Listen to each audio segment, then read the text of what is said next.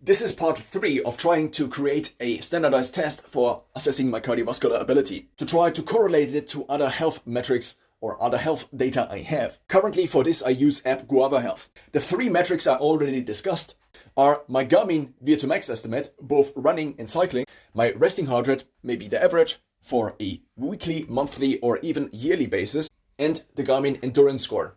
I now want to take a look at swimming as well as Assault Bike Pro X as potential simultaneous workouts as well as tests of cardiovascular ability. Swimming does have the main advantage that it is kind of, at least if it is indoors, a very standardized way, but simultaneously a kind of full body workout. It's not just my lower body. So every time I would do a FTP test or a cycling VO2 max test, the problem is that this is only working out in a endurance fashion, my lower body. But what about the upper body? Of course, I can hold the handle in a way that maybe includes the upper body at least a little bit. Also, when cycling outdoors, the upper body might be a little bit, or might have to work a little bit more, as I basically hold the handle, and also there are different handles available.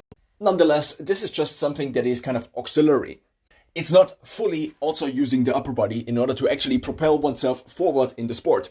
But swimming would have this. So already in my teenage years, I began trying to think about this question. And the answer I came up with is that I have a standardized workout, and this workout is measured by time. In my case, this is 1,000 meters in a swimming pool. Now, of course, there are different variables, such as the swimming style, such as the pool temperature, such as what I'm actually wearing, such as maybe the goggles I'm using and how often I have to stop and get the water out of the goggles. Now, thinking about this question, what I actually came up with is the following.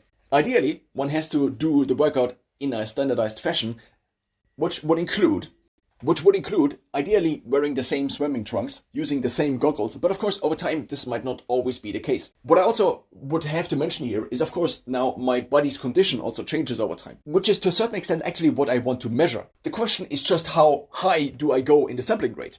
Do I want to test myself multiple times in a day? Probably not, because my cardiovascular ability is only kind of standardizable in a daily measurable way, because I at least have to sleep once in a day. So basically my alertness and also my energy levels of the body are peak in the morning, and then there are these ultradian cycles which go down, and basically I have also these ultradian peaks, which ideally I use for a workout. So maybe in the upswing of a ultradian cycle already I begin to work out, then I have the peak, and then it eventually goes down, which might take about in total 90 minutes, maybe also 80 minutes, or I use an ultradian half cycle for a workout. I will continue discussing swimming as well as the Assault Bike Pro X in the next part of this.